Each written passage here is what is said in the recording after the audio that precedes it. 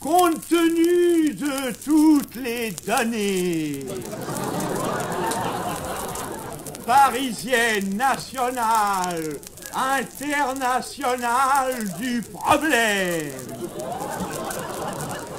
je considère comme nécessaire que ce recours à l'autocirculation soit proclamé aujourd'hui.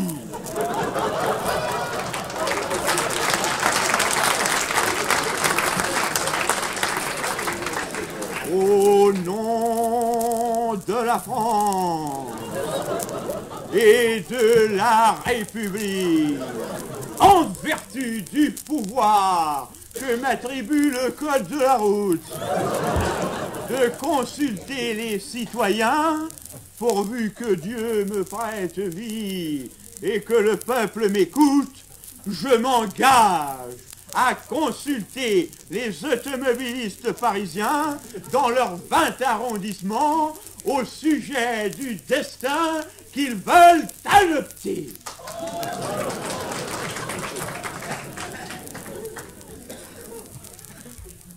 Naturellement,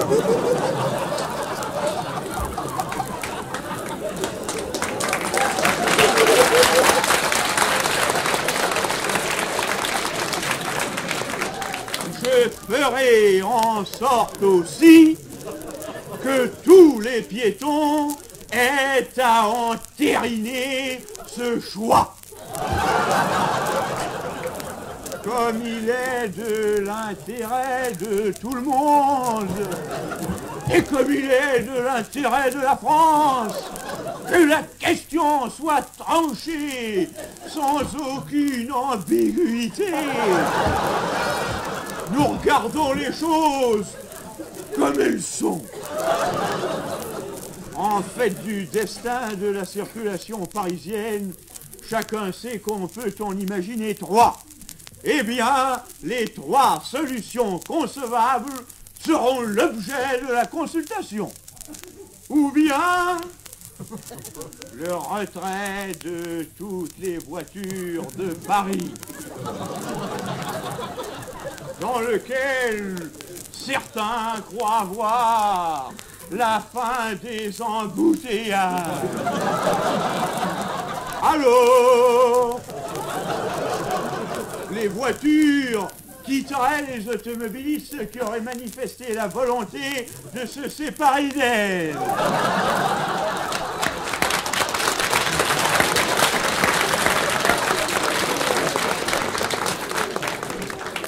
Pour ma part, je considère un pareil aboutissement comme invraisemblable et désastreux. La circulation étant actuellement ce qu'elle est, et le monde ce que nous savons, la voie publique deviendrait un affreux chaos, un tohu-bohu épouvantable.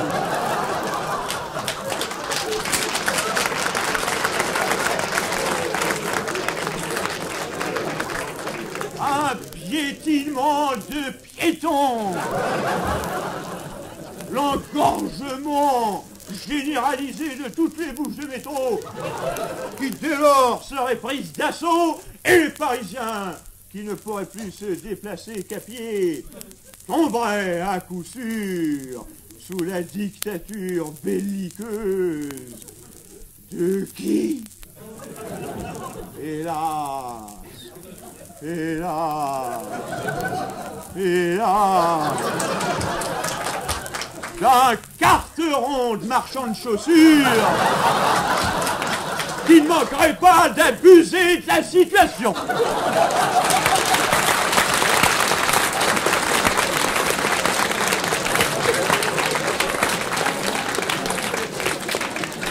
Mais il faut que le démon soit exorcisé, et qu'il le soit par les automobilistes eux-mêmes.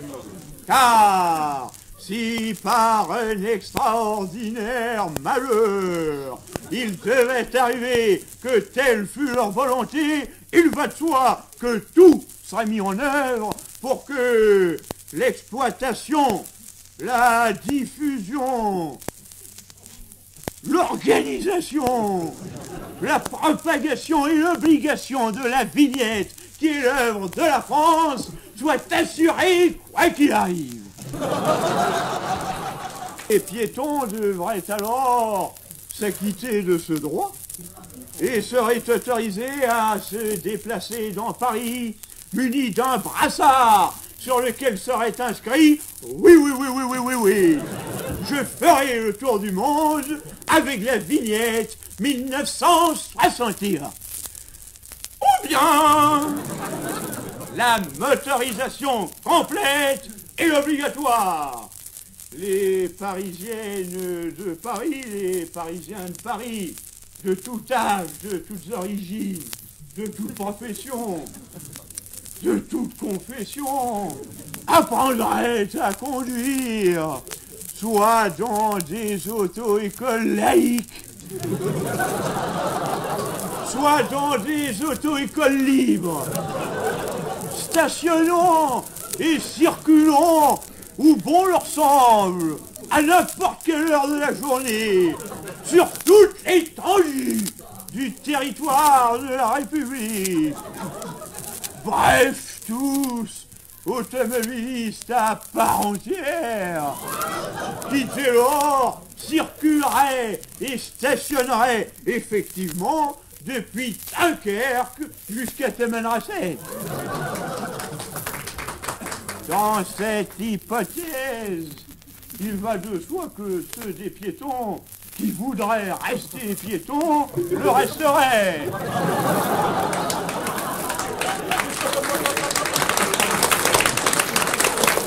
La France organiserait, si c'était nécessaire, leur redressement et leur regroupement au sein d'une communauté de piétons sous-développés qui, ne pouvant prétendre à l'achat d'une voiture, se contenteraient de se déplacer sur le macadam parisien muni d'un passage clouté individuel et portatif. Ou bien le gouvernement des automobilistes par les automobilistes, appuyé sur l'aide de la police et en union étroite avec elle. Parce que c'est la nature des choses. Pour l'établissement des contraventions, l'organisation des zones bleues, la direction des voitures pilles, des voitures pièges, l'organisation des opérations grues, en dépit du tracassin des équipes de la hargne, de la rogne et de la grogne. Mais alors, on dit que la police d'Union soviétique, ou la police américaine, ou l'une et l'autre à la fois, voudrait se mêler de la circulation parisienne. Je réponds qu'à toutes les deux, je leur souhaite d'avance bien du plaisir.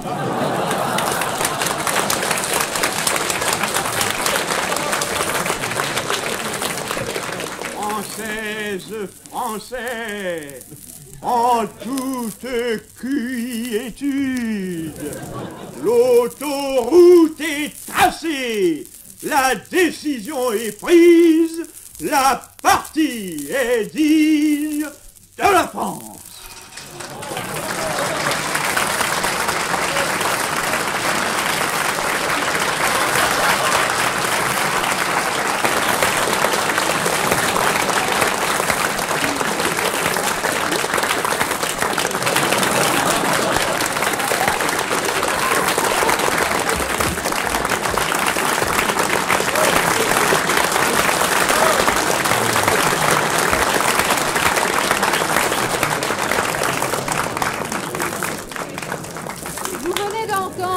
Henri Tizot, ex-pensionnaire de la Comédie Française, dans l'autocirculation dont il est l'auteur. Henri Tizot.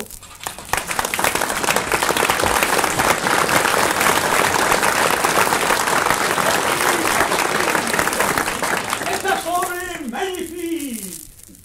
Il me semble que quelqu'un m'a posé une question tout à l'heure.